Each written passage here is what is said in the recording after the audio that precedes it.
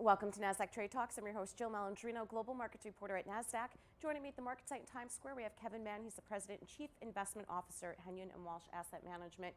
And Kevin, you have been on the money all year, slowing but growing. That theme continues to play out. Thank you. Thank you. I think that's came through loud and clear in the Fed's announcement today. Even though I still contend that they didn't need to cut interest rates by 25 basis points, they did as expected. And what they came out of those meetings is that there's likely no other cuts this year and probably no cuts next year. And that fits right into our slowing but growing theme. The economy is still growing, albeit slower than what we saw last year. The consumer is still confident and spending. And if you look at the dual mandate of the Federal Reserve to promote full employment and stable prices, you get an unemployment rate of 3.7, participation rate nearly 64%, wages are rising, and inflation is getting near that 2% target. So the Fed doesn't need to do anything else at this point. Yep, and I agree with you on that. Let's pull up our first chart here. We'll take a deeper dive into the bonds. What are you looking at here? What we saw coming from last week into this week was the market come to the same realization that we just spoke about. Perhaps the economy is strong enough to not necessarily need any additional stimulus coming from the Federal Reserve. As of last Friday, we had about an 85% likelihood that the Fed was going to cut by 25 basis points.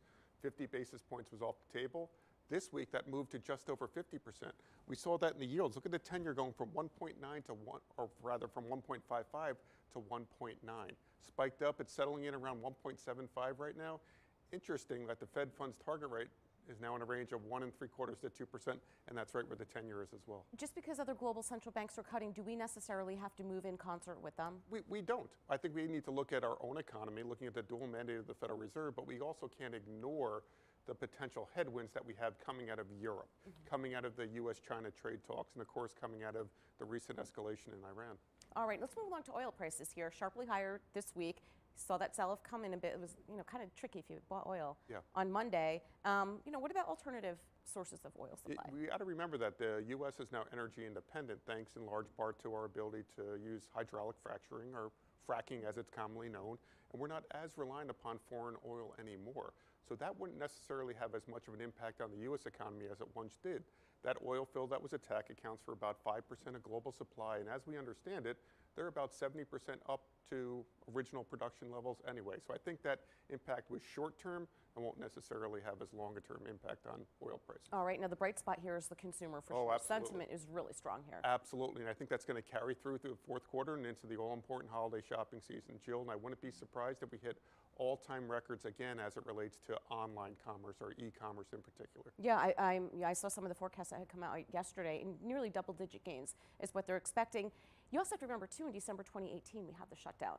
Yes. So I think you'll see more people coming out, and that can really blow away comp numbers for the holiday season. Without a doubt. And if, in fact, we get as strong of a holiday shopping season as we expect, you could see U.S. GDP for the fourth quarter and annualized come in the 2.5 to 2.8 range, well above what people thought coming into 2019. So again, slowing but growing. All right, Kevin, as always, thanks so much for joining us at MarketSite. My pleasure. And thank you for joining me on Trade Talks. I'm Jill Malandrino, global markets reporter at Nasdaq.